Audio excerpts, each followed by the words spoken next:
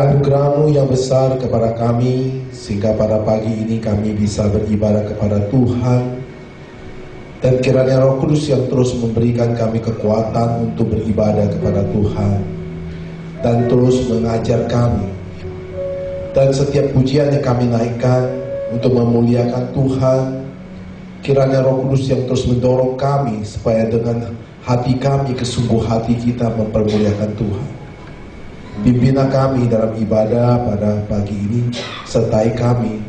Dan Roh Kudus juga memberikan tahu kami untuk mengerti setiap sabda firman yang kami dengar, dan berikan kami mengerti dan paham, dan sehingga kami dapat menjalankan firman sesuai dengan apa yang Tuhan hendaki kepada kami. Pimpinlah kami dan sertai kami dalam kehidupan kami dan keluarga kami maupun anak-anak kami. Kiranya kasih Kristus yang berlimpah kepada kami melalui ibadah pada pagi ini. Kami siap hati kami untuk mendengarkan firman Tuhan. Tuhan pimpin hamba-Mu dari mulut hamba-Mu untuk menyampaikan setiap firman-Mu sesuai kehendak-Mu. Dan kami percaya kuasa-Mu menyertai kami, dan kami serahkan semua ibadah dalam tangan kasih Tuhan. Di dalam nama Yesus kami berdoa dan ucap syukur. Amin. Silakan duduk semuanya. Sampai di mana pembangunan gereja Anda bisa lihat di layar. Nah, ini semestinya kemarin sudah col, ya. Kemarin yang juga bangunan minta doa supaya nggak hujan. Udah kemarin nggak hujan, ini nggak jadi col. Kalau hari ini nggak jamin, karena nggak doa lagi. Ya, kemarin doa nggak col, tapi ya udah. Hari ini masih col lantai 3 tutup. Perkiraan bulan 6 sudah selesai dia punya konstruksi, ya. Terus perkiraannya bulan 6 sudah selesai konstruksi. Terus oh betul ya, next ya. Dia nggak ganti terus ya, next ya. Ya next ya. Bahasa Inggris ya. Maju. Waktu jadi Inggris ngerti gak sih? Gitu ya. Gitu. Terus ya ini kira bagus. Jadi konstruksinya akan selesai bulan Juni. Nanti bulan 7, bulan 8 kemungkinan sudah mau masuk renovasi. Ya, renovasi. Inilah pembangunan gereja kita yang saya bisa tunjukkan pada saudara, ya sampai sejauh mana pembangunan gereja. Kalau tanya, kenapa harus bangun gereja sih? Ayo, jawab. Kenapa gak sewa aja? Yang benar mana sih? Kenapa harus bangun gereja? Kenapa gak sewa aja? Coba pikir baik-baik. Saudara bisa bandingkan gak? Kenapa harus bangun gereja? Kenapa gak sewa saja? Sewa aja di mall-mall. Mall ini kurang bagus, jiwanya pindah mall lain. Mall lain kurang bagus, cari ke mall hotel. Bila perlu hotel, bila perlu Michael. Yang penting gereja. Nah, kenapa harus bangun gereja? Nah ini orang kadang-kadang tidak memikirkan. Kalau bangun gereja, disitulah kita menanamkan setiap iman kita, dan kita tidak pindah-pindah sampai kita mati. Kita nggak usah pindah. Mau bertumbuh bagaimana ya itu kalau tidak mencari keuangan, tidak mencari populasi, tidak mencari kekayaan. Jadi kalau misalnya jemaahnya ada seberapa, itulah gereja. Tapi kalau pindah-pindah, kita lihat kan feng shui kan, wah ini nggak bagus, pindah lagi, ya. Pindah lagi. Kayak burung walet, sini bersarang, sana bersarang, sana bersarang, akhirnya bunuh diri sendiri karena bersarang. Nah saudara-saudara, sebelum saya memberikan ataupun kita berkhotbah mengenai firman Tuhan, saudara harus pelajari satu sejarah di dalam hidup kita. Itu sejarah tidak bisa kita lupakan mengenai sejarah yang telah dibuat oleh Yesus. Saudara melihat bahwa Yesus memberitakan firman Tuhan, tapi dia ditolak orang Israel. Ya, akhirnya Yesus memberitakan firman Tuhan, semua firman di luar daripada Israel. Orang sendiri menolak dia. Dalam dunia agama ada 2 orang ditolak oleh tempat asalnya. Pertama adalah Yesus, kedua adalah Siddhartha Gautama. Siddhartha Gautama itu asal dari India. Dia di kerajaan India. Tetapi ketika dia membeberkan ajaran dia diusir dari keluar dari India. Sehingga India cuma 4% orang yang beragama Buddha. Sehingga selebihnya mereka sangat-sangat kebudayaan mereka dengan Brahma, Siswa dan lainnya, dengan agama-agama atau dewa-dewa mereka sembah, gajah, ular dan lainnya. Itu mereka lebih patuh. Tapi populasi agama Hindu itu sangat besar. Dan akhirnya dalam Siddhartha Gautama pergi ke Cina, Jepang, Korea, Thailand, Indonesia yang menganut agama yaitu Buddha. Nah, saudara-saudara, agama Buddha itu agama Buddha yang sangat baik, tetapi cuma tidak ada kekekalan. Dia juga mereformkan agama itu supaya dengan mengajarkan kebajikan, tetapi tidak ada kekekalan. Nah, saudara-saudara, pada hari ini kita lihat dua sejarah begitu besar. Sampai hari ini orang-orang Chinese masih sangat kaku dengan tradisionalnya, dengan ajaran-ajaran Buddha atau ajaran Konghucu yang telah tertanam pada aliran pada orang Chinese. Apalagi ini mau suasana Imlek, itu sangat tertanam mengenai adat, yaitu sembahyang, ya, adat sembahyang mengenai apa itu namanya, sapu, apa, rumah itu tidak boleh sapu, ya, kemudian pagi sembahyang. Saya rencana rumah saya pasang sapu semua supaya orang sapu keluar kalau saya datang. Saya datang semua orang bilang lah mau minta ampun, sapu semua, orang sapu semua. Saudara-saudara, nah ini ada itu membuat satu sangat kita pegang yang dibuat orang Chinese. Jadi maka itulah namanya adat yang diajarkan oleh ajaran-ajaran daripada Konfusius dan diajar oleh Siddhartha Gautama dengan ajaran-ajaran itu. Nah, hari ini kita akan belajar mengenai firman Tuhan, yaitu apa? Mengenai sejarah, di mana ada seorang tokoh yaitu Daud. Daud yang sangat dipakai Tuhan, Daud yang dipilih Tuhan, Daud yang diberikan wahyu hikmat oleh Tuhan. Maka saudara-saudara, ketika Daud itu diberi wahyu Tuhan, dia menulis dalam puisinya, menulis dalam Mazmur. Nah, ketika Tania pertama mau tulis, Daud itu begitu luar biasa yang harus kita belajar. Kenapa? Tuhan memberikan hikmat kepada Daud untuk mengajar kepada seluruh dunia punya bangsa untuk mengenai kehidupan. Apa yang diajarkan? Maka Daud ketika dia mau menulis puisinya pertama, Daud itu memegang tinta, memegang pulpen. Waktu dia mau menulis dengan hikmat yang diberikan Tuhan yang begitu luar biasa, dia tulislah firman Tuhan yang pertama yang dimunculkan oleh Mazmur, yaitu Mazmur 1. Nah, saudara-saudara, saya ajak saudara membaca dengan teliti dan baca bersama-sama dalam 6 ayat ini yang ditulis oleh Daud dalam Mazmur 1 ayat 1 sampai 6. Nah, sebelum Daud menulis Mazmur pasal 1 ayat 1 sampai dengan judulnya, Daud menulis satu statement, satu kalimat yang begitu luar biasa, yang begitu meluas sampai mengajari semua hidup orang dalam untuk mengajar orang hidup dalam kebenaran. Yaitu apa?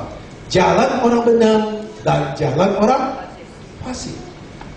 Judulnya adalah Jalan Orang Benar dan Jalan Orang Fasik. Mari kita baca bersama-sama. Berbahagialah orang yang tidak berjalan menurut nasihat orang fasik, yang tidak berdiri di jalan orang berdosa, dan yang tidak duduk dalam kumpulan pencemooh. Tetapi yang kesukaannya ialah Taurat Tuhan, yang merenungkan Taurat itu siang dan malam. Ia seperti pohon ditanam di tepi aliran air, yang menghasilkan buahnya pada musimnya, dan yang tidak layu daunnya, apa saja yang diperbuat berhasil. Bukan demikian orang fasik, mereka seperti sekam yang ditiup angin. Sebab itu orang fasik tidak akan tahan dalam penghakiman. Begitu pula orang berdosa dalam perkumpulan orang benar. Sebab Tuhan mengenal jalan orang benar, tetapi jalan orang fasik menuju ke binasaan. Masih ingat lagunya? Ya. Berbahagialah orang yang ialah Taurat Tuhan dan yang merenungkan siang dan malam. Ia seperti pohon ditanam di tepi aliran air, yang menghasilkan buahnya pada musimnya, dan yang tidak layu daunnya, apa saja yang diperbuatnya pasti berhasil. Nah, lagu ini kalau kita nyanyikan terus, itu satu puisi yang membuat kita sangat bahagia, sangat menyenangkan. Nah, tetapi dengan nyanyi satu pujian yang begitu luar biasa, tetapi yang harus kita ingat, paham gak kita apa yang ditulis oleh Daud pada ayat 1 sampai 3 ini? Paham gak? Ketika kalau kita tidak paham, coba kita hanya nyanyi sebagai nyanyian seorang burung Leo atau burung kakak tua. Ya, burung kakak tua. Kok lucu ya? Itu anak kecil kenapa diajari ke burung kakak tua? Kalau burung kakak tua bisa protes, gila tuh. Kapan gua tua? Kok ini kok tua terus? Burung kakak tua. Kenapa? Siapa yang cipta itu perlu diselidiki gitu? Ya. Nah, saudara-saudara. Nah, berbahagialah orang. Apa artinya berbahagia? Orang yang tidak berjalan menurut orang fasik. Kata berbahagia orang itu happy man atau blessing man. Blessing man artinya diberkatilah orang. Ya. Diberkati orang. Nah, zaman sekarang kalau kita bicara berkat, itu bicara sukses. Bicara apa? Bicara kekayaan, bicara kesehatan. Tetapi kalau kita baca makna dari pandangan Tuhan, sama pandangan pada zaman ini kita sebagai manusia, kalau kita sudah bicara berbahagia, pasti orang itu diberkati. Kalau kita bicara bahagia, orang itu sukses. Kalau kita bicara bahagia, orang itu sehat. Kalau kita bahagia, orang itu berhasil. Tetapi Alkitab mengatakan, berbahagialah orang. Yang dimasukkan bagi orang adalah dalam arti rohani, adalah orang yang dibenarkan oleh Tuhan. Orang yang dibenarkan oleh Tuhan. Nah, bagaimana orang yang dibenarkan Tuhan? Yaitu orang yang tidak menurut nasihat orang fasik, gitu loh. Orang yang dibenarkan Tuhan adalah orang yang tidak menurut nasihat orang fasik. Saudara-saudara, yang tidak berjalan menurut orang fasik. Apa artinya tidak berjalan menurut orang fasik? Apa sih orang fasik? Anda bisa lihat orang fasik semacam apa. Orang fasik dia memberi nasihat semacam apa? Seperti istri Ayub adalah orang fasik. Dia menegur Ayub dengan ayat Ayub 2 ayat 9. Maka berkatalah istrinya kepadanya, masih bertekutkah engkau dalam kesalehanmu?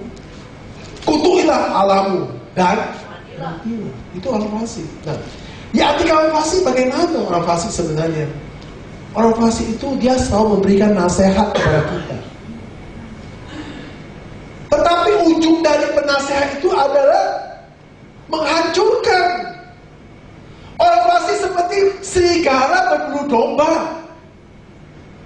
Dia pintar sekali memberikan nasihat, sehingga sangat masuk akal. Dia bikin ceramah yang sangat masuk akal. Dia berikan satu bimbingan rohani yang sangat masuk akal. Tapi ujung-ujungnya semua itu adalah hancuran. Itu orang fasik.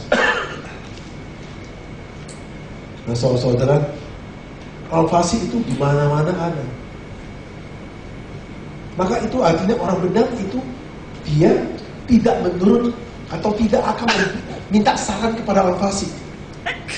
Coba saudara, ini kan tahun kambing katanya. Ya, tahun kambing, kata orang tahun kambing. Biasanya orang-orang ibadah sekarang lihat di wihara. Tahun kambing, gua boleh jual apa? Dagang apa? Ya. Tahun kambing ini ciong apa? Ya. Tahun kambing ini kira-kira saya boleh nikah nggak? Tahun kambing ini boleh berinvestasi nggak? Tahun kambing unki apa ya? Oke, bahasa Indonesia apa unki? Apa? Nasib saya bagaimana? Maka semua orang ke kelenteng.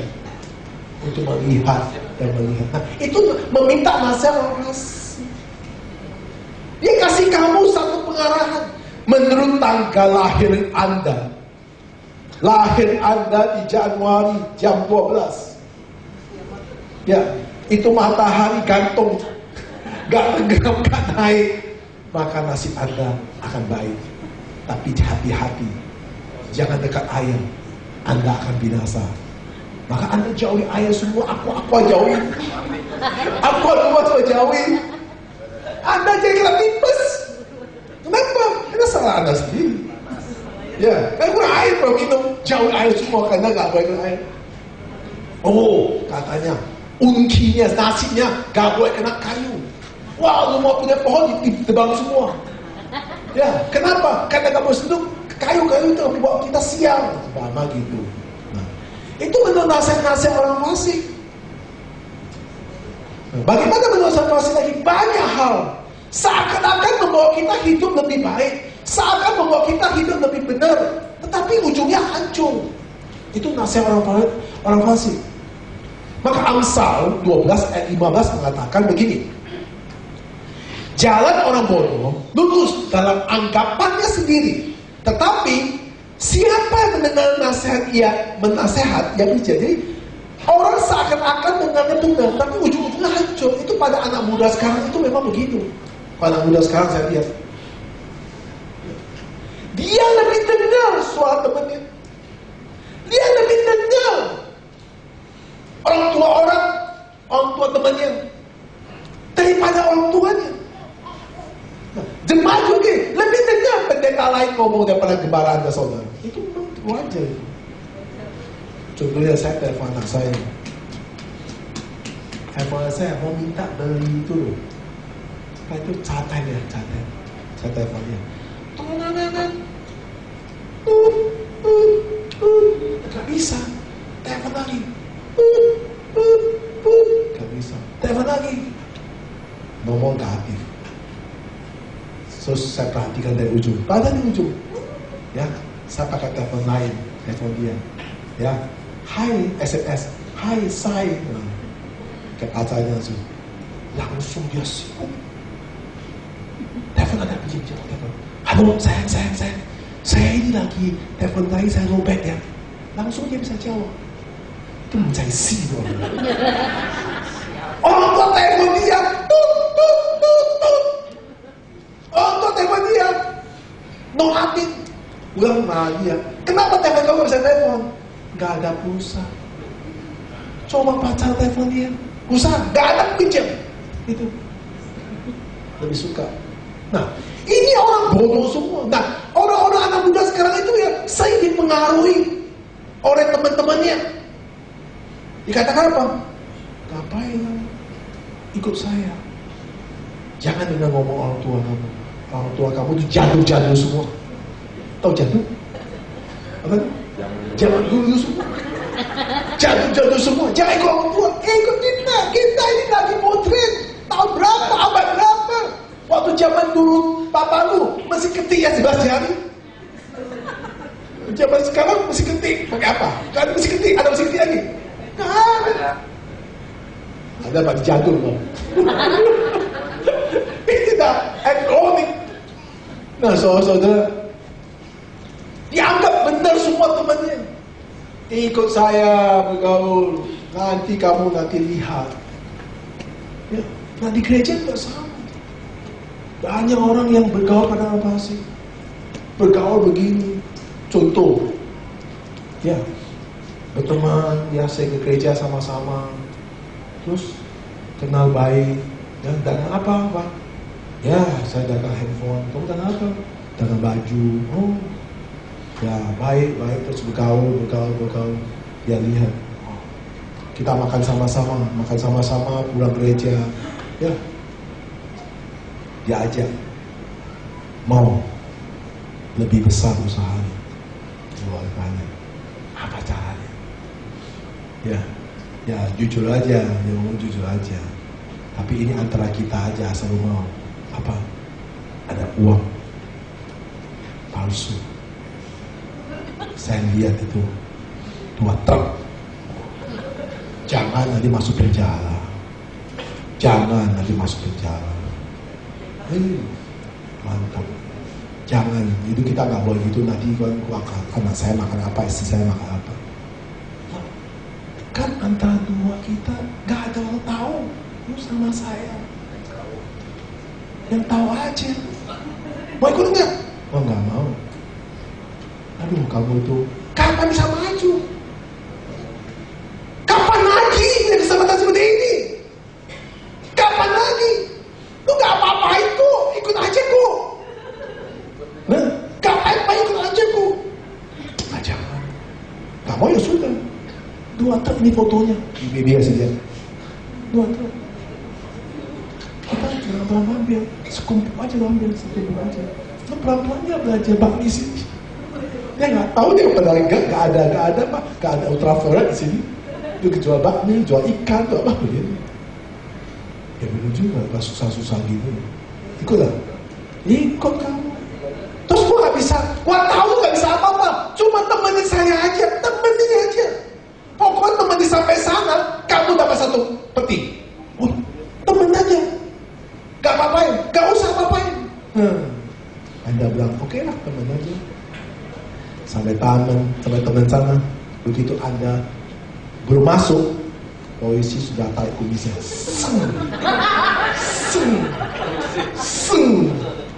Ditangkap. Loh pak, saya nggak ikut. Loh, kamu nggak ikut, saya datang sini dari mana? Iya, berarti kamu ikut.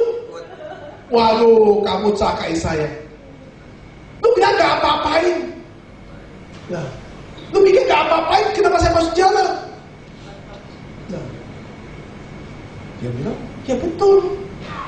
Dia bilang, kapan lagi? Ya memang kapan lagi gak masuk penjara, maksud saya begitu. Kapan lagi? Dia gak ngomong selesai, orang fasik gak ngomong selesai. Kapan lagi kita gak masuk penjara? Banyak orang jual narkoba. Kamu bergaul pada orang fasik. Dia bilang, sudahlah, daripada kita stres kayak gini, daripada kita kerja setengah mati, sudah aku jual 1 biji. 1 biji itu 1 juta. Untung gopecing. Kalau kantong 1 biji gak ada orang tahu kok. Itu cuma kirim. Tugas kamu cuma kirim antara ilmu ini ke ilmu ini. Cuma gak usah orang tahu. Buang tong sampah aja. Udah SMS dia mau sampai dia ambil tong sampah. Coba buang sampah aja. Itu gopecing sekali buang. Oh gitu ya. Anda ikut habis. Nah itu, orang fasik semua itu menjebak kita. Kenapa? Karena dia bisa memberikan pengaruh-pengaruh yang sangat-sangat masuk akal. Apalagi gereja. Waduh, gereja itu ya, wah kalau saya bilang, itu orang fasik itu banyak sekali. Orang fasik itu, orang fasik sama itu banyak itu. Banyak sekali. Kenapa? Termasuk pendeta juga. Banyak sekali memberikan doktrin-doktrin yang menyesatkan. Doktrin yang membawa kita bukan hidup benar, maka hidup makin jauh dari Tuhan. Nah saudara-saudara, di Alkitab mengatakan dengan jelas sekali, mengatakan pada poin kedua, yang tidak berdiri di jalan orang berdosa. Yang tidak berdiri di jalan orang berdosa. Berarti, jadi kita harus menghindari sedapat mungkin untuk berada di mana kita berada, untuk tidak mau berhubungan atau bergaul pada mereka ya, dan juga atau memilih mereka sebagai teman. Karena orang fasik akan buat kita masuk jurang. Saya sendiri sangat hati-hati sekali untuk bergaul, apalagi pendeta-pendeta. Saya nggak mau bergaul pada pendeta-pendeta. Bukan kita itu dia antara kita dengan Tuhannya, bukan begitu. Tapi kita pilih teman yang memang bisa membawa saya maju, saya bergaul. Saya baru tiap hari kasih tahu anak saya, Justin, saya bilang sama dia, lu ingat baik-baik ngomong saya. Kamu jangan harap, saya ngomong anak saya semua, jangan harap harta papa mamamu kasih kamu 1 sen pun. Tidak. Kalau mati semua kasih gereja. Kamu ingat, kamu harus berjuang dan berjuang. Apa yang kamu berjuang? Kamu harus berjuang semangat dari papa mamamu. Bangun jatuh, bangun jatuh, bangun jatuh, bangun jatuh. Itu kamu harus belajar. Bukan uang. Kalau kasih anak lu uang, mampus. Dia akan bilang, kapan lagi? Masuk jalan lagi nih. Gak bisa. Dia harus belajar speed. Itu apa? Semangat. Orang tua, semangat kita yang jatuh, bangun, jatuh, bangun. Kita dulu usaha jatuh, bangun, jatuh. Yang harus belajar itu. Kenapa? Kalau dia belajar, sekali jatuh, dia bangun lagi. Nah, itulah yang nilainya begitu tinggi. Semangat hidup, semangat belajar, semangat berjuang, semangat terus menempuh untuk cari untuk kehidupan. Itu yang harus belajar. Itu akan bawa dia hidup. Bukan uang. Nah, saya selalu tidak anak saya seperti itu. Maka anak saya selalu suruh bergaul pada orang susah-susah, orang kurang mampu. Kalau dia nggak mau, tempelin anak saya. Gak main-main gak, kau tempelin anak saya. Sombong apa-apa, kau tempelin. Karena ingat Rasul. Kenapa dia ingat-ingat terus? Supaya dia itu pondasinya kuat, supaya dia tahu bisa memilih. Jangan kita sudah tahu bahwa kita enak, dapat segala hal lupa. Banyak anak itu rusak sekarang, banyak orang tua itu sakit kepala. Kenapa? Anak sekolah dari luar pulang semua moyung, gak bisa kerja apa-apa. Gak bisa kerja apa-apa. Bukan kita bisa jatuh, bukan bisa jatuhnya, jatuh gak bisa jatuh. Bukan bisa apa? Dulu kita bagaimana? Bukan, zaman boleh berubah, semangat hidup gak boleh berubah. Saya jatuh berapa kali? Waduh, 7 kali. 7 kali mau bangkit. Jatuh, bangkit. Jatuh, bangkit. Jatuh, gak takut, baju lagi. Jatuh, bangun lagi. Nah, kalau orang benar, jatuh tidak sampai tergeletak. Kita mengatakan begitu. Kalau orang fasik sekali jatuh, habis. Nah, bagaimana semangat seperti itu ada? Nah, itulah harus kita tanam ke anak kita. Nah, saudara harus tanam ke anak saudara dengan spirit itu. Ingat Bapak, susah tetap semangat. Bapak, walaupun dihina orang tetap semangat. Ingat terus, kamu jaga. Ingat Bapak punya uang.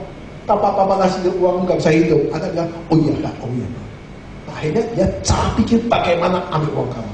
Pikir bagaimana dapat uang kamu. Habis. Ya. Jadi harus jangan pikir Papa sekarang gak punya apa-apa. Ingat, lu juga harus gak punya apa-apa. Itu Papa goblok. Benar? Oh, seperti itu saudara-saudara. Jadi teman itu harus hati-hati sekali dalam pergaulan. Di mana kita berada, di mana situasi kita berada, kita harus benar-benar menjauhi lingkungan itu. Menjauhi. Orang aja, mau gak habis ibadah kita ke diskotik? Mamanya. Mau? No.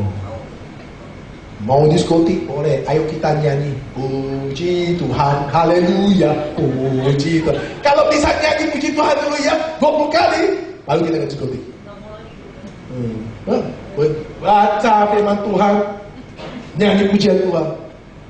Habis ibadah ke diskotik. Habis ibadah ke karaoke. Memang kamu sini gak nyanyi tadi ya? Kurang nyanyi ya? Ya kalau kurang nyanyi, kenapa kamu gak nyanyi tadi? Nah itu karena kita jauh. Bukan kita gak boleh ke diskotik. Ya lebih jauhi. Kenapa? Kita harus jaga. Udah kamu jaga untuk mendengar firman Tuhan diskotik, kamu kena sesuatu gimana nantinya? Kamu kena narkoba, kamu kena ekstasi. Ini sekarang orang jahat semua. Sekarang polisi apa? Polisi gantungan banyak. Ya, polisi gantungan. Bukan polisi, tapi pura-pura jadi polisi. Ya, orangnya gini. Coba seperti. Nah ini saya botakin namanya. Ya, pakai anting satu bisa jadi polisi dia. Pakai jaket hitam. Ini kan orang Ambon. Oh bisa. Ya, nggak tahu. Ya bisa polisi jantungnya bisa. Nah kalau Aceh, lu pakai jaket apapun orang polisi. Pakai jaket mau botakin, pakai kacamata hitam, orang bilang lu jangan macam-macam buat tonjok kamu ya. Gak bisa kalau bisa betul-betul badan tegap itu bisa. Polisi gantungnya. Jadi jangan. Ini yang harus kita jaga. Bukan berarti kita harus suci. Bukan kita harus suci. Maksudnya kita tidak boleh bergaul atau kita harus jauhi orang-orang yang menjebak kita.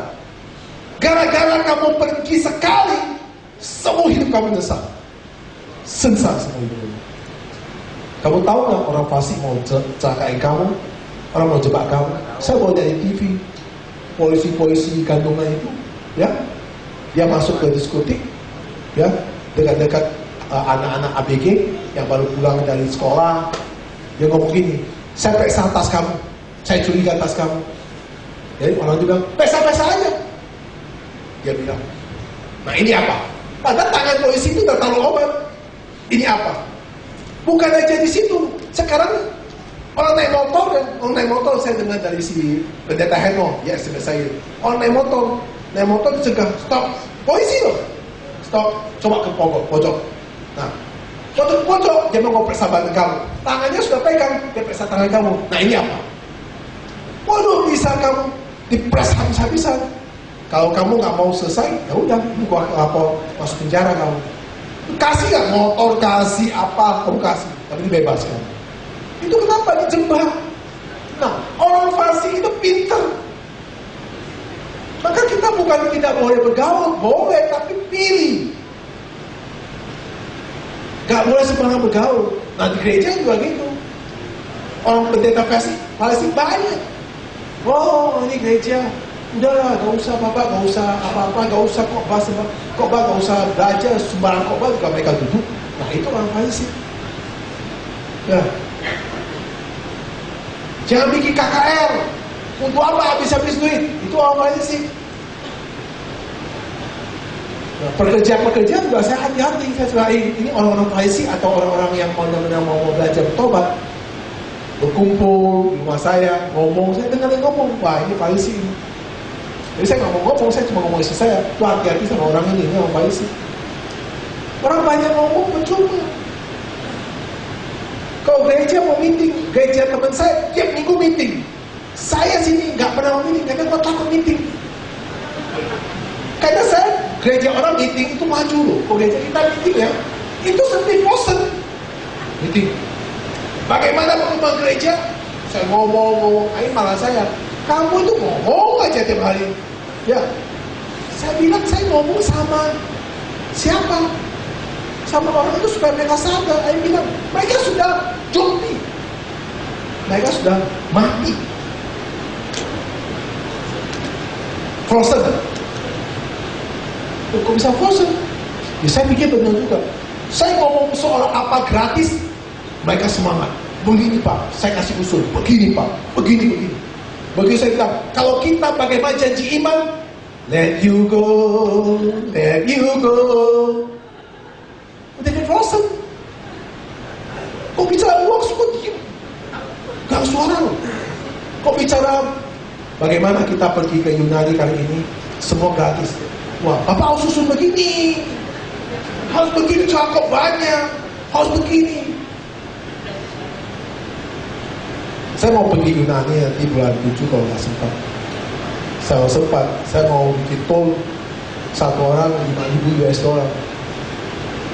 Belum ada yang daftar sih, belum ada yang daftar. Belum ada, tapi saya mau bikin $5,000 ke apa? Ke Yunani. Lihat apa? Lihat gereja-gereja bagaimana, lihat bagaimana suasana. Kenapa? Kalau pakai uang pergi itu semangat. Kalau gratis itu nggak semangat. Ya, karena frozen. Lu coba, lu bawa apa? Es batu jalan-jalan, ya, sama bawa buah seger. Enak bawa apa? Buah seger. Hidup dia bisa ngomong. Kalau frozen di mana-mana terserah. Karena frozen dari awal gratis, akhir sana dia pasti bilang terserah. Semua terserah. Akhirnya kita juga sama-sama mati terserah semua. Nah, saudara, ini pergaulan itu benar harus kita jaga sekali dalam pergaulan. Kalau kita bergaul pada orang yang bisa membawa kita maju, kita harus bergaul. Kalau orang yang bisa membawa kita mundur, kita harus putuskan. Apalagi dalam kumpulan-kumpulan, ya, ketika kita masuk satu kelompok yang baru, cara ngomong mereka bicara masa keluarga, masa lalu dia, Anda harus jauh-jauhin. Kenapa? Itu tidak bawa Anda maju. Saya pribadi selalu sama Ai, saya saudari, kita harus cari teman, bergaul, ajak ngomong, yang bawa kita ke depan. Saya mau maju, masa mau kita mundur terus? Ya. Ingat terus masa lalu, gini loh. Saya dulu istri saya begini, dulu anak saya begini, dulu papa saya begini. Itu dulu, saya nggak mau dengar lagi. Besok bagaimana? Saya nggak tahu, udah gak usah cerita, saya mau bergaul dengan kamu. Pak, kita besok harus begini. Nanti tahun depan kita begini. Bagaimana kita mempelajari lagi Pak, supaya kita tekun, kita belajar lagi banyak buku, kita belajar banyak lagi ilmu-ilmu, supaya kita tahu apa yang kita depan, bagaimana kita perbaiki. Nah itu mulai kamu bergaul. Saudara tanya apa diri saudara? Kenapa sampai hari ini saudara begini? Pernah tanya? Nah Tuhan. Pernah tanya? Cik pernah tanya? Ingat baik-baik. Waktu kamu sekolah, kita tidak mau bergaul pada orang belajar. Kita mau main-main aja. Yang belajar kita nggak mau bergaul. Kita bilang butuh buku. Ini orang banci. Udah. Sekarang yang banci siapa? Yang maju. Kamu maju. Dia banyak baca, banyak bergaul. Dia cari yang pengetahuan baik. Saya kasih tahu anak saya juga seperti itu. Terus saya telepon dia, siapa kamu bergaul? Saya cek, saya bilang buang dia. Buang saya semua. Jangan bergaul lagi. Hanya say hi aja. Say hi loh. Seperti orang bilang, ketemu di gereja. Sampai kemana? Acua, masih? Oke, masih. Baik, baik. Sehat, sehat. Ada kang tahu? Gak ada kang tahu. Kemana? Ada duit? Oke. Usaha? Oke. Udah. Ya betul-betul. Pokoknya Anda kenal saya kenal Anda, sudah selesai. Gak lebih dari itu. Tapi kalau kita duduk satu makan sama orang, itu harus pikir baik-baik. Jangan duduk sama orang-orang Farisi, orang berdosa. Kita terseret dengan ngomongan dia. Multi level marketing lah, nawar obat lah, ya asuransi lah, ya apalagi. Ya, ada aja ngomongan dia mau kita maju, membawa kita habis duit punya. Lihat, dia ajak makan sekali, tapi akhirnya kita keluar uang lebih banyak. Lihat, ajak nawar ini, itu berarti punya motivasi, itu orang Farisi semua. Nah, Alkitab mengatakan bahwa tidak berdiri di jalan orang berdosa dan tidak duduk dalam kumpulan pencemooh. Artinya tidak duduk bersama orang-orang gosip. Orang gosip banyak di mana? Laguna banyak. Gosip. Anda mau tanya siapa di sini yang istri siapa yang rewel dia tahu dong. Kau usah cek, tanya bawah. Dia bawa kamu tanya lagi siapa hari ini yang utang nggak bayar tahu. Mereka tiap hari cerita si A, si B, si C. 5 tahun kemudian kamu lihat dia masih duduk sana, nggak maju-maju. Itu orang pencemooh. Kita nggak boleh bergaul. Alkitab itu luar biasa mengajar kita pada Daud itu menulis dengan orang fasik, orang berdosa, orang pencemooh. Kita harus hindari. Itu Alkitab. Ayat pertama dia tulis begitu. Daud mendapat satu ilham dari Tuhan begitu luar biasa untuk kita melakukan itu, untuk menghindari hidup kita.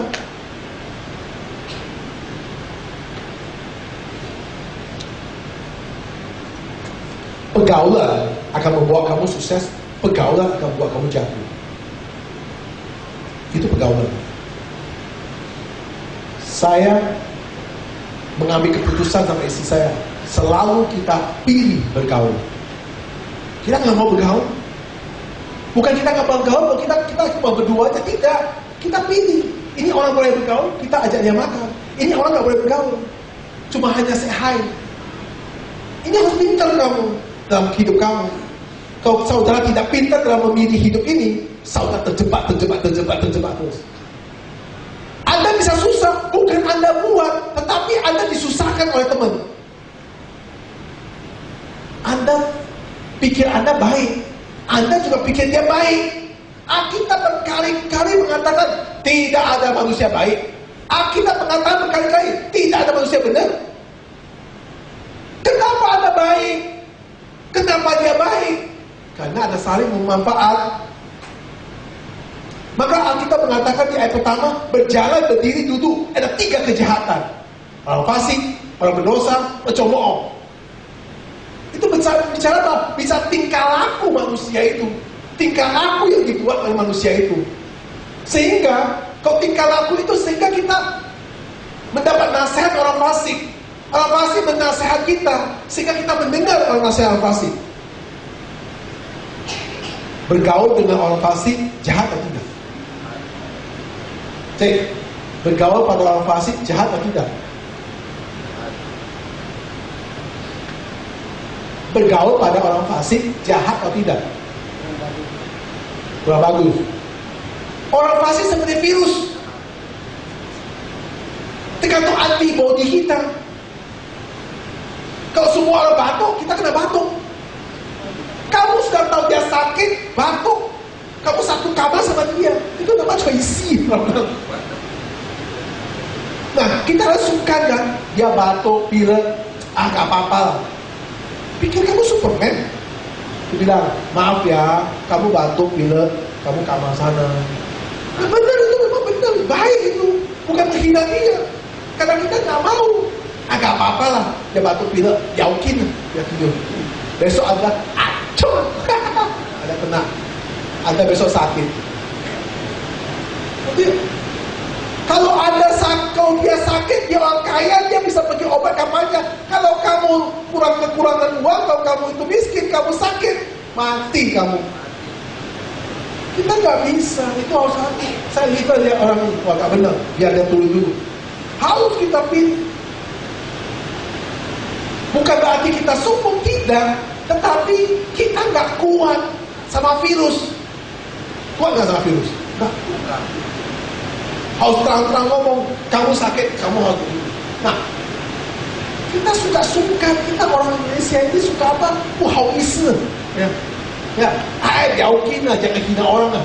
Yaukin, lu memang Superman. Nggak bisa, harus bisa. Ya, gagalnya kita sakit. Rumah saya satu rumah batuk, udah. Jadi itu nggak bisa main-main, ini jelas semua. Jadi ini Alkitab mengatakan jelas sekali. Jadi kita tidak bisa kuat menghadapi virus itu. Antibody kita. Nah, saudara apakah orang kudus? Saudara apakah orang-orang yang setiap hari makan antibiotik? Yang enggak juga. Hujan, demam, hujan, batuk, pilek bedak, semua datang. Kamu nggak apa-apain loh, ya? Kamu nggak apa-apain. Ini datang sendiri, tiba-tiba batuk, tiba-tiba pilek. Kata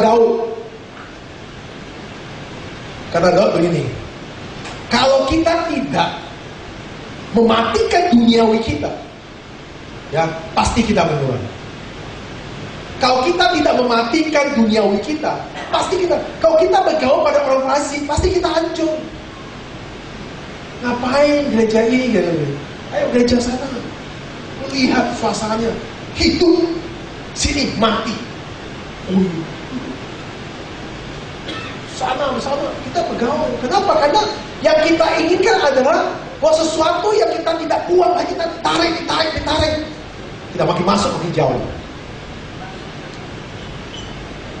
Saya pribadi ya melihat bahwa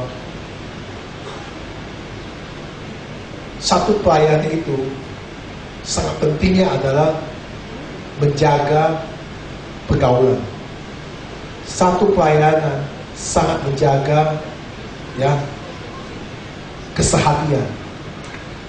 Saya selalu ngomong sama istri saya, tapi istri saya begitu setuju dengan saya.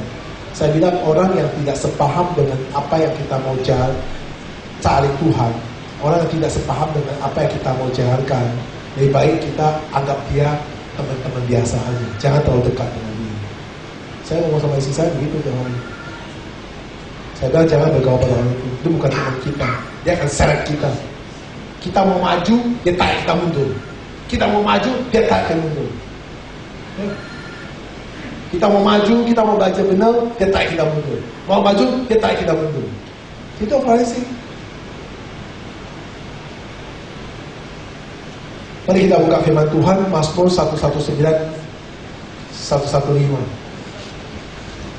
Mazmur 119, 115. Menjauhlah daripadaku, hai penjahat-penjahat. Aku hendak memegang perintah-perintah Allah. Menjauhlah daripadaku, hai penjahat-penjahat. Aku hendak memegang perintah-perintah Allah. Mari kita buka Mazmur 26 ayat 4 sampai 5.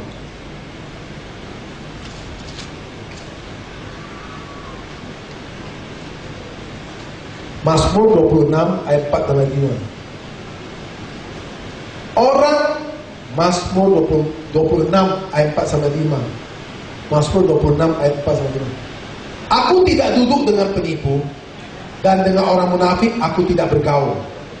Aku benci kepada perkumpulan orang-orang yang berbuat jahat, dan dengan orang fasik aku tidak duduk. Itu kata Daud. Daud kenapa disertai Tuhan luar biasa? Karena dia tidak bergaul pada orang-orang yang fasik. Anda mau jadi orang hebat, Anda harus pilih pergaulan. Kita lihat orang-orang sukses. Saya mau tanya, yang punya Agung Podomoro, lihat mau. Dia mau duduk di food court sini untuk ngomong, mau. Dia mau duduk di bawah sampai kopi jam. Tolong ya kopi satu kita ngomong, mau. Dia mau cari siapa yang bisa membawa saya maju lagi, benar? Itu sukses gitu loh. Kalau saudara mau sukses, saudara harus pilih dalam pergaulan. Kita jangan bicara kasih dulu, oke? Kita jangan bicara kasih dulu. Kita jangan bicara bahwa sesama dulu, jangan. Ini bicara pribadi kita. Berpacu kalau kita maju. Saya dari dulu prinsip itu. Ini ayat ini. Saya dari dulu prinsip. Saya banyak teman di mana-mana negara, tapi begitu aja tidak bawa saya maju. Saya tinggalkan mereka, saya nggak mau. Saya nggak mau habis waktu. Saya tidak mau habis waktu. Saya nggak mau habiskan tenaga saya untuk duduk sama mereka ngomong yang pusat-usul. Kalau saudara dapat uang, itu uang masuk kantong kamu. Betul? Kalau saudara tak urusin ngomongan, itu tahu. Nanti kamu nggak ngomong, dia akan ngomong. Kamu cuma dengar, nggak ikut apa-apa. Dia orang ngomong apa? Iya. Oh, ngomong apa? Iya. Oh, akhirnya suatu bertengkar. Ingat, waktu Ibrahim ngomong kamu di sana, betul nggak? Waktu saya ngomong apakah kamu juga iya? Iya juga. Maka saya cuma dengar aja. Iya. Kena lagi. Akhirnya apa? Berantem. Saya cerita. Gak gampang. Saya ketemu orang RT. Atau RT. Nah, dia RT gak gampang. Dia bilang sama saya, dia bilang sama temannya, saya kenal ngomong dia. Pak, kita jadi RT itu ya sangat-sangat sulit.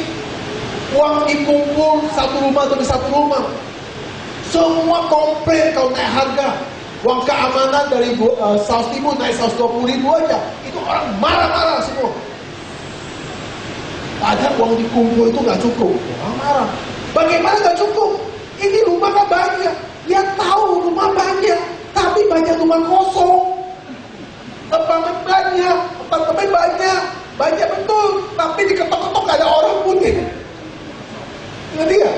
Ini apartemen banyak, tapi banyak kosong.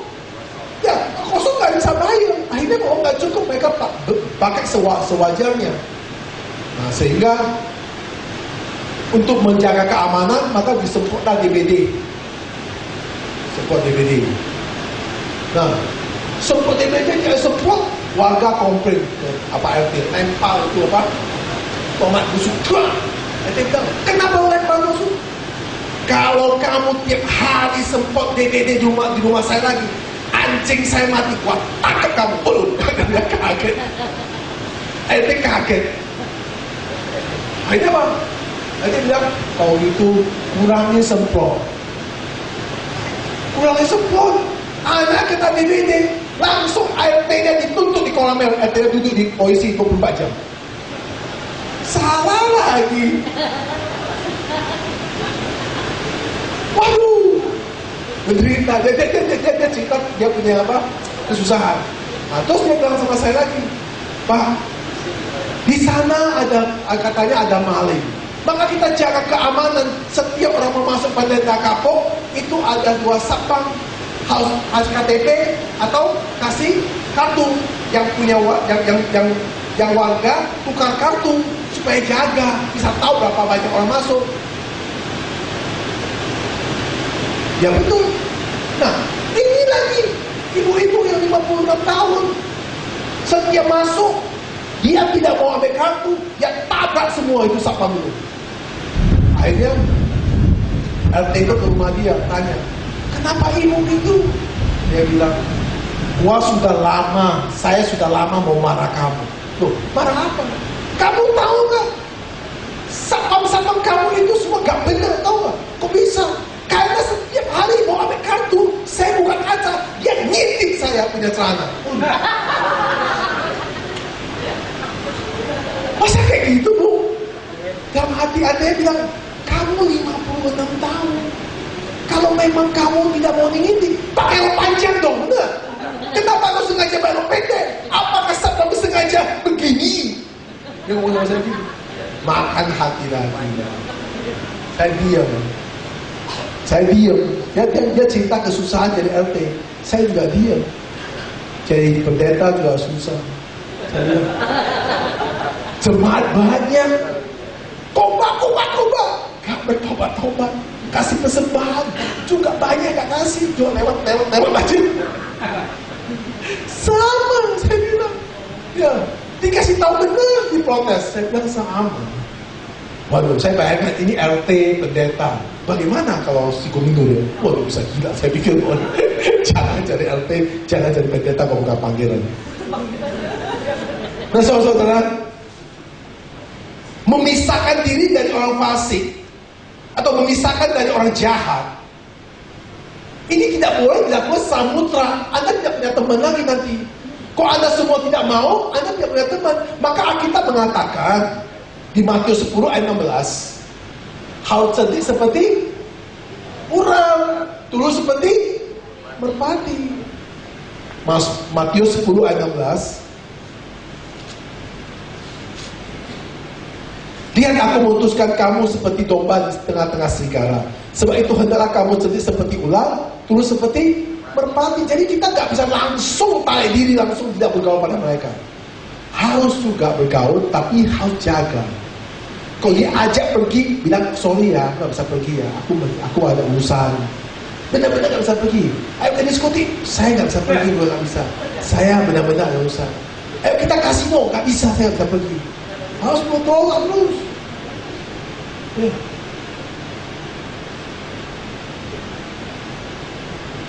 Anda orang galau, kamu itu orang galau. Jangan. Dia galau urusan dia, jangan ikut. Ya. Ada hal-hal kita harus tolak. Berani tolak. Anda ini orang hoki, jadi orang sial, gagal 1 menit kita bisa tolak. Masuk aja. Gak mau tolak. Harus. Saya gak tahu pergaulan saudara. Saya selalu katakan kepada istri saya, jangan pergi sama dia, bawa aja. Nanti loh kita di sana, nanti mana tahu kita diberkati. Ada apa? Ada pengumuman, ada berikan hadiah. Gak mau. Gak ada orang baik kasih hadiah kamu. Apa di Singapura jalan ya? Itu ada orang di Singapura jalan di Orchard tau. Saya nggak tahu saudara nggak pernah pergi Singapura nggak jalan. Sorry, minta maaf. Kita jalan di sini ada Singapura itu jalan di Orchard itu kita jalan. Ada laki-laki atau wanita datang dekat. Ya, dia bilang coba kamu undi, kasih undi. Wah, laki, kamu dapat hadiah $150. Masa gampang gitu? Nah, untuk mengambil hadiah, kamu ikut dia ke atas ke gedung itu. Nah, dulu saya nggak tahu. Wih, oke juga. Sampai sana dulu nggak tahu. Nah, kita tunggu sampai sana, tunggu akhirnya ya udah banyak orang juga ikut kan, karena di jalan kan satu banyak orang. Nah, sampai kita ada satu orang duduk. Dia bilang, thank you, terima kasih, congratulations, Anda sudah mendapat uang $150. Ya, uangnya mana? Duduk dulu, dia keluar. Nah, ini loh. Nah, dan untuk mengambil $150, kamu harus beli ini. Saya bilang, nah, ini kasih kamu aja. Oh, jangan gitu, kita kan sudah promosi dulu. Enggak saja. Nah, itu namanya trik untuk kita masuk ke dalam. Jadi banyak caranya. Nah, ada orang ketok pintu kan, ya, Bu, kasih waktu 5 menit aja. Kenapa? Karena saya tahu bahwa hari ini ibu punya muka bersinar. Nah, Anda bilang, masa ya. Nah, itu goblok setengah mati. Itu udah mulai kejebak itu. Ya. Itu banyak. Coba kalau saya ada ke Muara Karang ya, pasar ya. Itu ada biku, botak ya. Ada encim-encim dia duduk sana, dia kamu jalan. Ya. Dia sama aja dulu ya. Kok boleh 5 menit ngomong nggak? Ada apa? Saya lihat muka kamu itu galau. Kenapa? Di sini pasti bahaya. Di sini pasti bahaya. Masa iya? Bisa duduk sebentar ngomong? Udah habis ngomong. Ya, kita suka begitu-gituin. Ya, itu jujur aja banyak ibu-ibu di sini. Suka sekali begitu-gituin. Kenapa ya? Nah, itulah kita tahu muka kita ada apa. Saya punya muka Thailand gitu banyak, saya nggak berani ngomong buat tabok kamu, kasih satu aja. Lu berani ngomong sama saya. Ini di Mokarang itu di mana sekarang di Australia juga gitu. Paling mana India. Oh, halo, I know you. You know me, I know you. Dia masih kenal saya nggak kenal kamu. Nah, Aing masih tua, gak enak ngomong dia. Saya dari dulu lihat dia, berani ngomong, saya mau tabuk kamu. Oh, jauh. Aing masih gak ngomong, ya, kita kenal, mas, siapa nama. Aing masih jawab dia, ya kenal siapa. Dan nanti kok, ini kenapa ada urusan apa? Saya cuma takut dia hipnotis.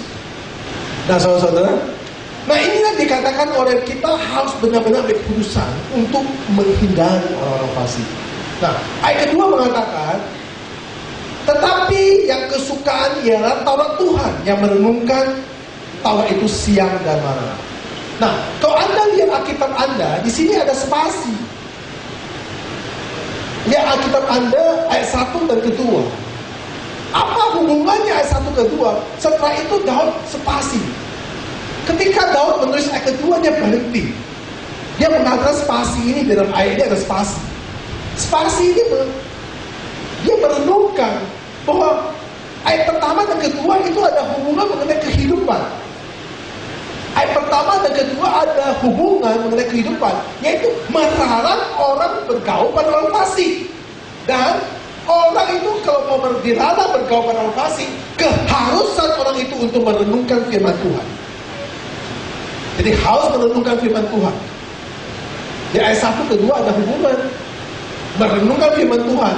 Maka salah satu pendiri reform John Calvin mengatakan, ia mengajar dengan kalimatnya begini yang saya catat, kita betapa tidak mungkin bagi seseorang yang untuk menghindari atau menggunakan, ia mengajar kita betapa tidak mungkin bagi seorang untuk menggunakan pikiran untuk merenungkan hukum Taurat itu firman Allah, jika tidak lebih dari atau tidak lebih menarik diri atau memisah diri dari perkumpulan orang fasik.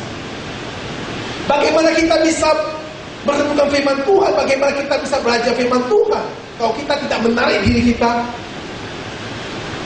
atau menjauhi pada orang fasik? Gak bisa. Saudara-saudara, dengar baik-baik. Orang fasik banyak di gereja. membawa kita lebih jauh dari Tuhan. Bagaimana kita bisa baca firman Tuhan sedangkan keliling semua gak ada baca? Bagaimana kita bisa menemukan firman Tuhan sekeliling kita gak ada? Nah, itu kata John Calvin. Nah, dan kita mengatakan tetapi yang kesukaannya ialah Taurat Tuhan. Apa itu Taurat Tuhan? Apa itu Taurat Tuhan? Halo? Siapa yang tahu apa itu Taurat Tuhan? Apa itu Taurat Tuhan? Saudara bisa tahu Taurat Tuhan itu apa? Kita buka Lukas 24 ayat 44. Lukas 24 ayat 44.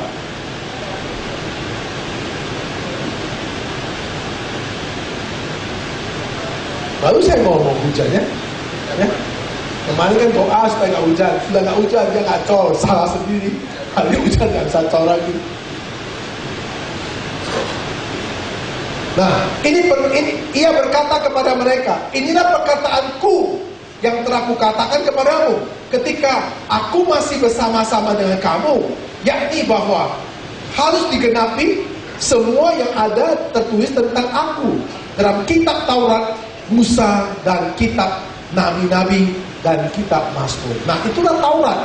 Taurat itu ada 5 kitab Musa, dari Kejadian, Keluaran, Imamat, Bilangan, Ulangan. Ini 5 kitab Musa. Ditambah kitab Mazmur, ditambah kitab nabi-nabi, Yesaya, Yeremia, Yesia, dan kitab itu yang dibaca. Itu namanya Taurat. Nah, saudara-saudara, itu hukum Taurat pertama kali Allah yang diberikan kepada bangsa Israel, dan Allah yang membuat. Tetapi kesukaannya adalah Taurat Tuhan. Bagaimana kesukaan Taurat Tuhan? Apa bedanya merenungkan dan mempelajari? Apa bedanya merenungkan dan mempelajari?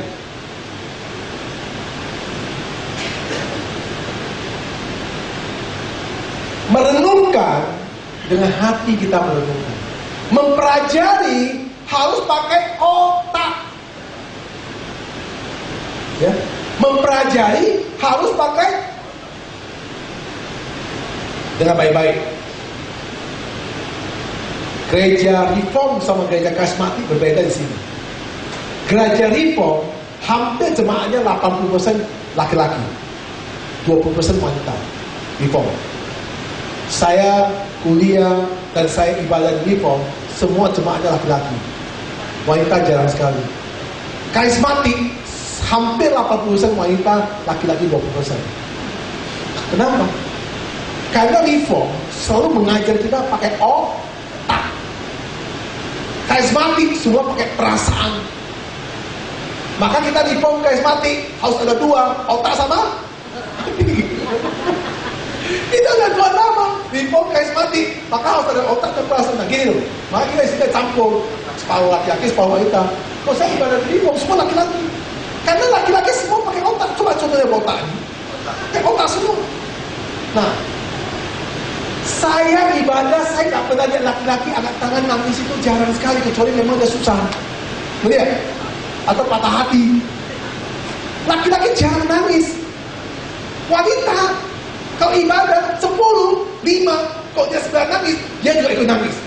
Ini bingung. Kalau laki-laki kan enggak, dia nangis, dia lihat, ngapain dia nangis, kok dia gak masalah. Kalau wanita enggak, sebelah nangis, ini nangis, nangis juga dia. Ya, laki-laki enggak. Nah, jadi saudara-saudara, otak ini penting. Firman Tuhan ini tidak bisa pakai perasaan. Firman Tuhan harus diisi dengan pengetahuan. Otak kita harus diisi dengan pintar. Otak kita harus memahami. Otak kita harus mengerti. Baru hatimu merenungkan. Itu kata Daud. Kalau Anda tidak mengerti bagaimana Anda renungkan, itu saya bingung. Anda tidak mengerti makna ini. Anda tidak mengerti berbahagialah orang yang tidak berjalan dalam nasihat orang fasik, yang tidak berdiri dalam jalan orang berdosa, dan yang tidak duduk dalam kumpulan. Anda tidak mengerti maknanya. Bagaimana Anda bisa renungkan? Nggak mungkin bisa renungkan. Obat, kalau saya tidak jelaskan kepada saudara, saya bilang, baygon Anda minum pasti sembuh. Anda minum. Anda masih baca, baygon itu bisa membunuh manusia. Anda nggak mungkin minum. Nah itu, jadi mengerti, membaca, mengerti, otak berpikir, ini bahaya atau tidak, baru Anda lakukan. Nah, jadi Alkitab itu juga mengajar seperti itu. Jadi Alkitab tidak dengan abu-abu atau dengan bayang-bayangan. Enggak. Kita itu harus diajar itu benar-benar memahami Alkitab dengan pakai otak kita itu mengerti. Maka kita orang itu bertentang dengan karismatik tidak mau pakai otak, nggak mau pakai pikir, pokoknya semua berserah aja, Tuhan luar biasa. Nah sebelum saya khotbah pada ayat ketiga, ini bahaya sekali. Nah ayat kedua sama ayat pertama dan kedua, kalau kita tidak memahami, ketika kita masuk kepada ayat ketiga, maka kita terjebak dalam ayat ketiga. Karena merenungkan sama mempelajari dua situasi yang berbeda. Merenungkan firman Tuhan itu merupakan keharusan dan ketekunan. Apa bicara siang dan malam. Ketika kita merenungkan, maka kita tahu, oh, Yesus itu mati untuk saya. Yesus datang ke dunia itu untuk bukan berkuasa menyelamatkan manusia. Jadi Anda mengerti salib Yesus, Anda bukan hanya diceritai, Anda bukan dibikin bayang-bayangan, Anda mengerti betul. Saya tanya, ini contohnya. Saya tanya orang Nipong. Kemarin saya kesana, saya tanya orang Nipong, bagaimana keselamatan? Dia bilang, pasti. Pasti. Orang Nipong mengatakan, pasti. Kalau saya tanya orang karismatik gereja mana, saya tanya, bagaimana mengenai keselamatan? Oh, nanti dulu. Keselamatan itu Anda punya iman enggak? Anda berbuat enggak? Kenapa bisa sampai seperti itu? Karena mereka tidak yakin betul. Kenapa orang itu yakin betul? Karena mereka memegang satu ayat Yohanes 14 ayat 6. Aku jalan, aku kebenaran, aku hidup. Itu tidak ada koma titik. Akulah jalan. Jadi, I am only the way. Akulah jalan. Hanya mesti Allah. Boleh. Only one, the way. Hanya satu kebenaran. Gak ada yang benar, yaitu Kristus. Hanya satu hidup, yaitu Kristus. Jadi only. Jadi bicara mutra. Jadi kalau tanya orang Nipong, bagaimana selamat? Pasti. Gak goyang. Kalau tanya orang karismatik, sama gak? Oh, nanti dulu. Ya. Perbuatan Anda ada nggak? Sumbang gereja. Bagaimana Anda ibadah? Banyak sekali alasannya. Kenapa? Karena gak jelas. Nah, kenapa gak jelas? Karena perasaan yang selalu dalam ibadah, bukan pengetahuan. Kalau pengetahuan Anda tahu. Baik Racun, Anda bilang pasti memakan mati. Pasti kan? Ya. Gak benar. Coba-coba aja Pak. Nanti malah tahu Anda hidup. Itu ada kayak gitu kan?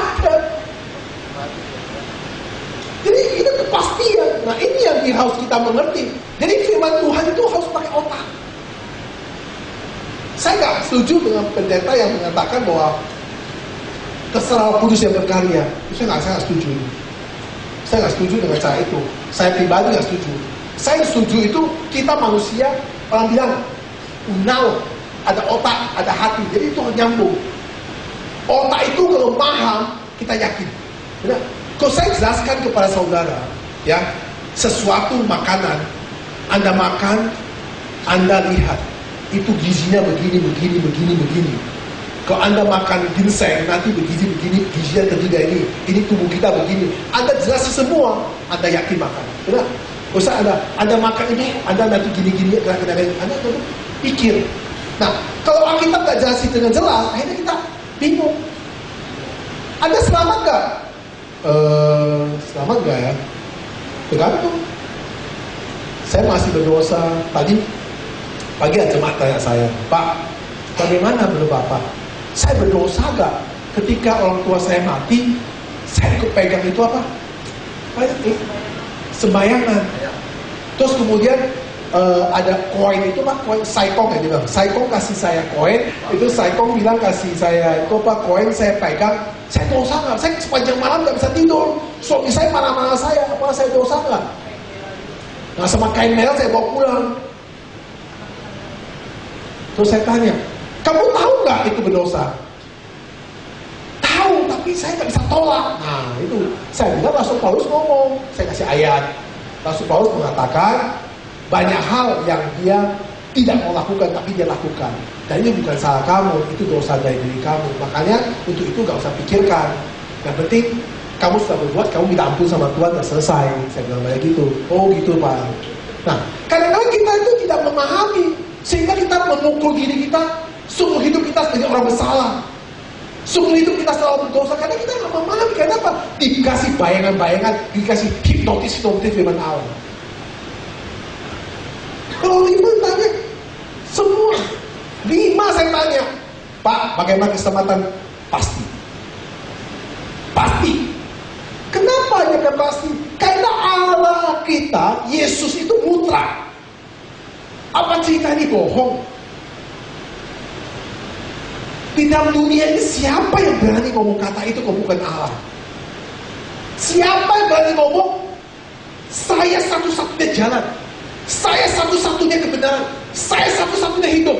Kalau dia bukan Allah, siapa berani ngomong gitu? Gak ada yang berani ngomong. Jadi mutlak. Jangan diombang-ambing.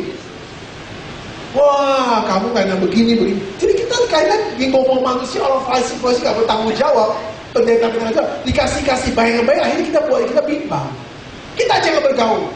Makanya orang Hikau, dia gak bergaul sama orang karismatik. Maka saya tanya mereka semua, bagaimana keselamatan? Pasti. Gak ada jalan, gak bisa pun. Gak usah cerita, semua pasti. Yakin. Kalau ada yang tanya mengenai surga gak? Masuk surga gak? Ya dulu lah, saya kan masih berdosa. Gak bisa mantap ngomong. Gak usah saya tanya itu pemusi aja. Ini cincak saya tanya aja. Bagaimana keselamatan? Oh nanti dulu Pak. Kata ayat begini. Gak usah cerita ayat. Ini keputusannya ini, satu putus. Ayat ini. Kenapa? Terlalu banyak dikasih bumbu-bumbu. Kita harus percaya satu kata ini. I am only a way. Saya mutlak mengatakan saya itu jalan. Mutlak, gak ada negosiasi lagi. Saya kongwal, sisi kuat. Aku only yang mengadakan benar. True. Aku hanya adalah bicara kehidupan. I am the way, the truth. Itu lebih jelas bahasa Inggris. Yakin, mutlak. Jadi kalau bicara keselamatan, Anda jangan banyak kali tahyul.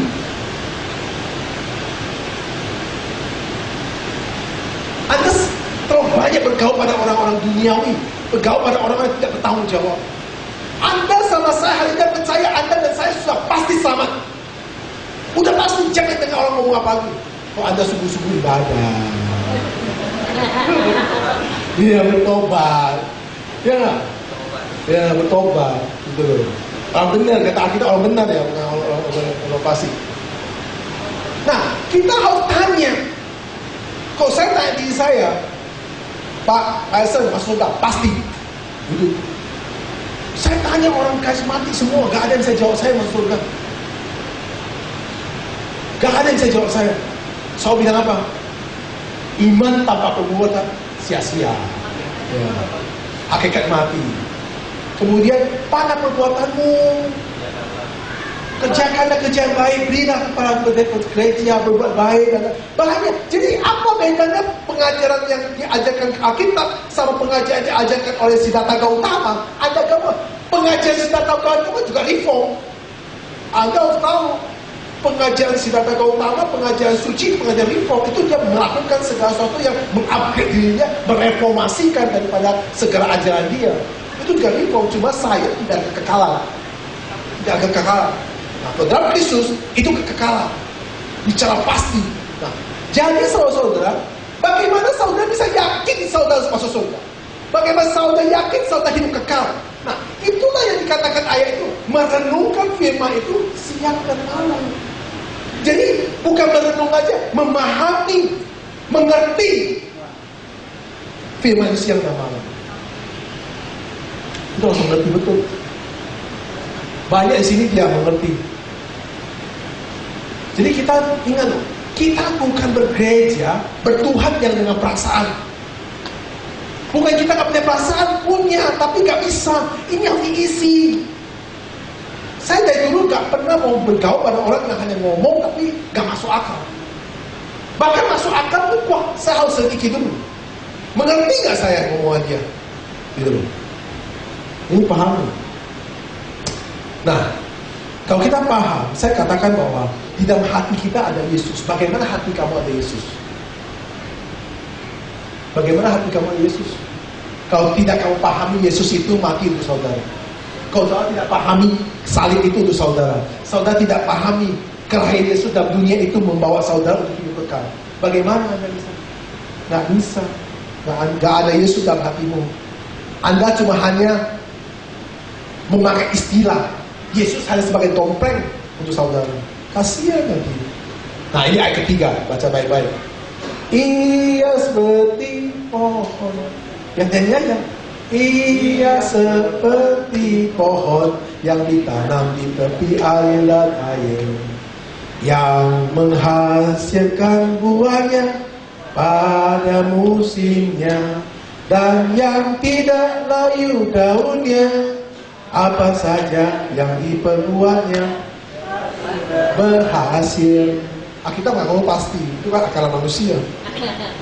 Itu yang saya nggak tahu siapa. Nah, saudara, bicara pohon ditanam di tepi aliran air. Nah, ketika kita masuk dalam firman itu, apa yang dimanakan oleh Tuhan? Pohon itu bicara tubuh Kristus. Pohon itu bicara kita. Pohon itu bicara hidup kita. Pohon bicara ada manusiawinya. Matius 15 ayat 12 sampai 14.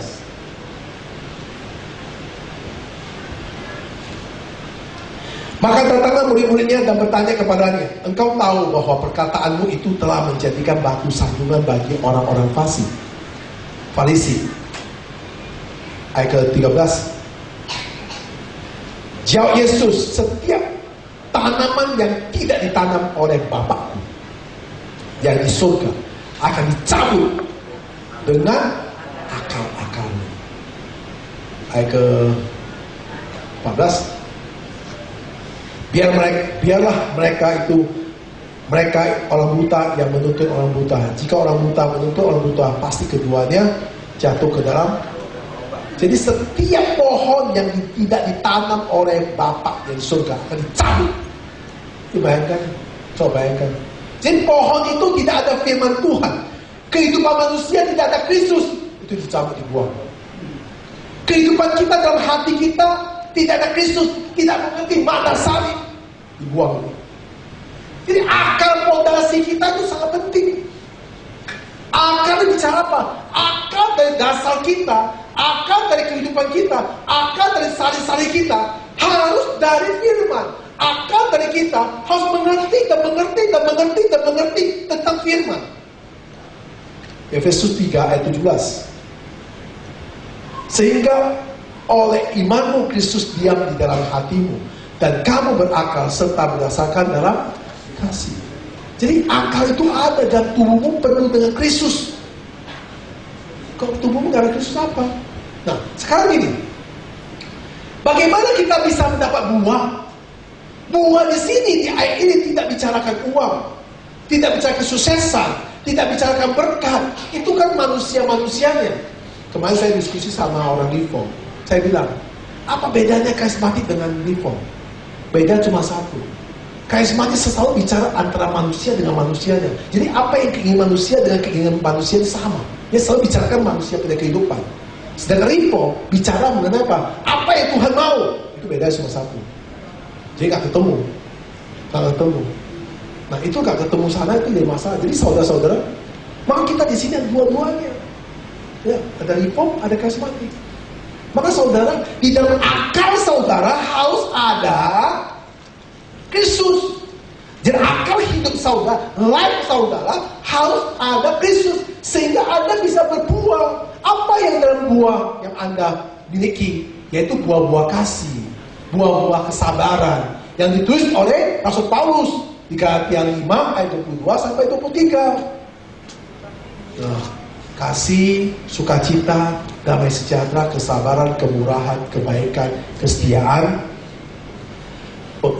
Terus ayat 23, kelemah lembutan, penguasaan diri. Jadi bisa ada dalam diri Anda. Bagaimana Anda menjadi orang sabar?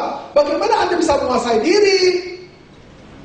Nah, itu yang harus ada, akan Kristus, kematian Kristus, anugerah Kristus, semua harus ada pada saudara. Jadi Anda tidak selalu pakai kekuatan Anda menyelesaikan masalah. Belajar untuk menerima, bersabar. Belajar untuk apa? Ketaatan. Belajar untuk apa? Menguasai diri. Ingat ya, kalau kita tidak bisa menguasai diri, berarti kita ada masalah. Sangat sedikit dalam rohani, sangat sedikit orang yang mau seperti ini, yang mau belajar dengan pikiran otaknya. Hampir rata-rata jemaat datang, semua pakai perasaan. Maka gereja karismatik itu begitu cepat berkembang karena perasaan yang dia bawa. Tapi saya nggak cocok pakai perasaan. Memang dari dulu nggak bisa perasaan. Karena perasaan saya tahu akan membuat saya hanya sekejap. Tapi pengertian saya harus mengerti. Saya selalu punya pikiran, selalu kerja apapun selalu saya harus mengerti dulu. Saya harus pahami dulu. Apapun saya pahami. Kadang-kadang istri saya bilang saya cerewet. Saya tanya segala sesuatu, saya tanya mendetail dulu. Saya tanya pegawai saya satu hari bisa 4 kali. Kadang-kadang gue bisa bikin satu statement ke dia, kau gini bagaimana? Kau gini bagaimana? Kok seandainya kayak gini bagaimana? Pak, ini belum terjadi. Kau gini bagaimana? Kau gini. Nah, anak saya jasa juga bilang sama saya, ini bagaimana? Tanya saya mengerti. Kenapa? Saya nggak mengerti. Saya harus mengerti. Ketika saya mengerti, saya kuat. Orang hadapi, saya bisa hadapi. Karena saya mengerti. Banyak orang emosi tidak ada arah. Nggak ngerti mana orang. Tahu-tahu orang itu bilang, ngapain marah saya? Kata istri saya, kata istri kamu. Tuh dengar tuh masa, oh begitu, tapi sudah marah orang.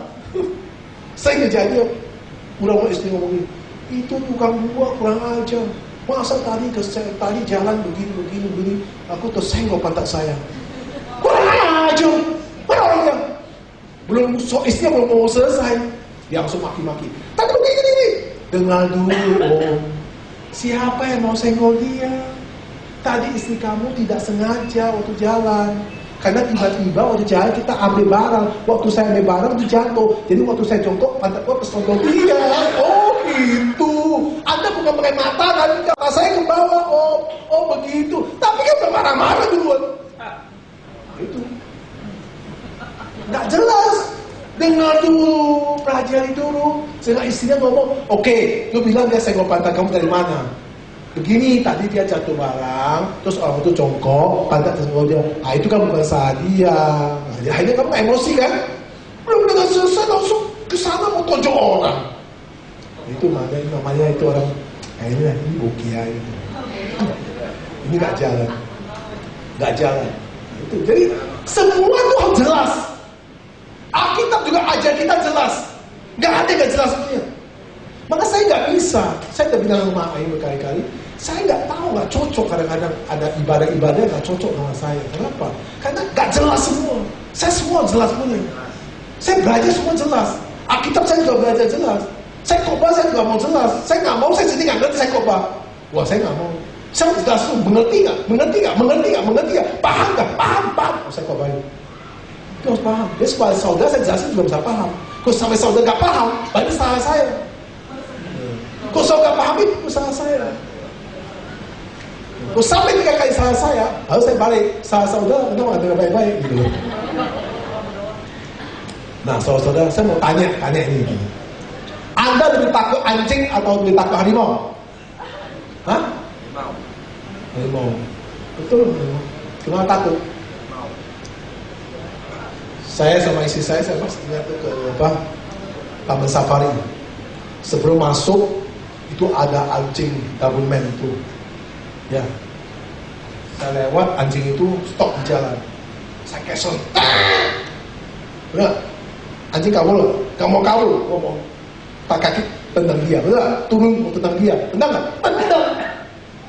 Nah begitu saya masuk ke ruang harimau, pagar tutup, cek. Di depan pagar itu harimau itu tidur. Saya kesel, harimau diam aja.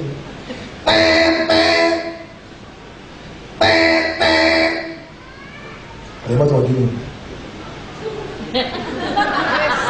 Nah turunkan. Kita bilang tolong pergi. Nah kita balik turunkan. Kurang aja harimau gitu berani loh. Berani, mana berani? Jadi saudara, kita tahu kan. Nah, jadi kalau harimau kenapa dia begini mantap? Dia tahu, itu gak berani sama saya. Itu berani turun, buat cuma gini aja. Gini saya juga aja, kabur. Dia cuma kalau gini saya satu, dia cuma pegang-pegang gini aja. Benar? Masih kabur, jadi dia tahu percis. Lu gak berani, kita gak berani. Anjing tahu kita bisa makan dia. Jadi saudara, itu jadi artinya kalau kita jelas, kita paham.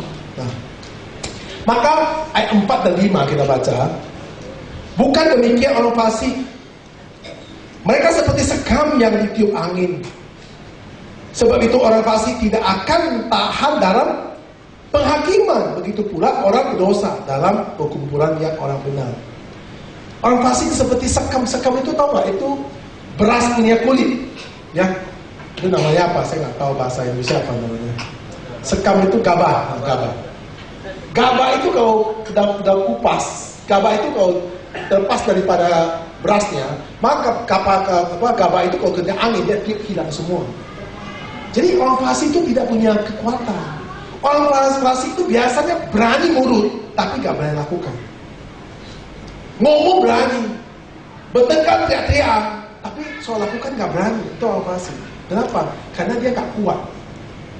Dia cuma ada berani di depan aja, itu orang fasik. Nah saudara-saudara, ini yang diajarkan oleh Alkitab bahwa jangan takut pada orang fasik. Zaman sekarang itu orang fasik itu bicara apa? Orang bicara kesuksesan, kepopulasian. Ya, populasi dia bicara terkenal. Tapi orang fasik tidak ada orang lagi sekarang yang mau seperti beras itu bicara apa? Bicara kesalehan dan bicara untuk kesalahan rohani. Maka orang fasik karena kekuatannya tidak ada, maka goyang. Saya jarang lihat jemaat reform itu pindah-pindah, jarang sekali. Kalau gereja karismatik, hari ini ibadah sana, besok ibadah sana, besok pendeta. Kalau reform itu tidak ada pendeta yang ganti-ganti, enggak, pendeta satu aja. Kalau nggak cocok kita pergi, kalau cocok kita tanam, kita dengar terus saja. Kalau reform begitu. Kalau karismatik kan pendeta ini, besok pendeta itu, besok pendeta, jemaat besok jemaat ini, pindah-pindah terus. Jadi akhirnya tidak ada satu kekuatan yang kita dengar. Karena pendeta bilang boleh, ada pendeta yang punya pahamian bilang gini gak apa-apa. Pendeta yang tentang pahamian, boleh. Kita bingung, boleh, gak boleh. Maka kita seperti orang India bertanya, mau gak? Mau makan gak? Enggak, tapi mau dulu. Ini mau apa gitu kan? Mau makan gak? Mau pergi gak? Maksudnya mau itu. Nah, jadi semua goyang, semua tidak, tapi mau. Nah, jadi karena nggak jelas, kata mau gimana? Bilang nggak mau pergi, tapi mau. Ya maksudnya gimana sih nih? Orang India tidak pernah kena sakit leher, nggak ada. Orang Cina paling banyak kena sakit leher. Ya orang Chinese paling banyak kena sakit leher. Ini loh, kena urat, tempel sini, nggak bisa balik sebelah. Dia luar biasa. Dia tanya pagi bangun, makan nggak? Ya. Apa? Ya. Makan terus sampai malam. Saya gini aja pusing. Pusing juga ya. Ya gini aja pusing. Tapi harus latihan. Apa? Amin. Ditanya amin tapi itu pendeta kalau bahasa orang India itu perlu jiwa tenang, bisa tabokin kita apa? Pakai bahasa tenang, haleluya enggak? Oke, ayat terakhir, ayat 6 mengatakan Sebab Tuhan mengenal jalan orang benar, tetapi jalan orang fasik menuju kebinasaan. Jadi arti orang benar itu Alkitab mengatakan I'm the way, I'm the truth. Itu jelas. Jadi mutlak. Orang benar Tuhan mengenal orang benar. Tuhan tidak mengenal orang fasik. Orang fasik menuju kebinasaan. Orang fasik itu apa? Orang yang tidak adil. Ingat saudara-saudara, dalam dagang, dalam usaha apapun, kalau orang sudah tidak adil, jangan kamu mohon-mohon dia, jauh-jauh dia. Ini prinsip. Orang yang sudah tidak adil sama kita dalam dagang, orang sama adil dalam kita dalam hidup, jangan dekat dia lagi, jauh-jauh orang itu. Itu adalah orang Farisi. Ngomong dia semua nggak bisa pegang lagi. Ingat baik-baik. Kalau orang sudah mulai tidak adil, selalu orang bilang ini kompingnya nggak adil. Ngomong dia selalu dia bisa dipegang, ngomong bolak-balik. Itu orang kamu tenang jauh-jauh. Gak kamu coba bergaul sama orang itu, kamu akan celaka. Dia ujung-ujungnya manfaat kamu terus, manfaat kamu terus saja. Itu harus berprinsip. Jangan takut, ada Tuhan. Kita harus belajar jadi orang benar. Tuhan bilang bahwa Tuhan akan mengenal jalan orang benar. Ketika kita pegang prinsip benar, Tuhan akan menyertai kita. Kenapa? Orang yang menyukai firman Tuhan, yang hidup dipenuhi dengan firman Allah, dia tidak akan daun, tidak akan layu daunnya. Tidak akan layu daunnya. Apa yang dia perbuat berhasil. Jadi saudara-saudara, jangan kita itu bergaul pada orang tidak adil. Kalau orang sudah tidak komping, orang yang jangan. Saya banyak teman-teman yang saya buang semua, yang gak adil, yang apa ya, yang gak masuk akal lah. Nah, buang semua. Telepon gue buang, semua gue buang. Kenapa? Saya gak mau orang kayak gitu. Untuk apa bergaul pada orang kayak gitu? Kita bukan pengemis. Kita anak Allah. Tuhan kita yang tahu apa yang kita lakukan. Makanya tahu jadi orang benar. Jadi orang benar artinya kita bertobat, dan kita benar-benar harus tunduk pada Tuhan dan merenungkan firman Tuhan pagi siang malam. Itu pentingnya ini. Saudara-saudara, sekali lagi saya sebelum tutup khotbah ini, ingat Alkitab bukan dari perasaan, tapi otaknya harus jalan. Harus mengerti, harus paham. Jangan hanya jelas sepotong-potong nggak jelas. Tidak, harus paham.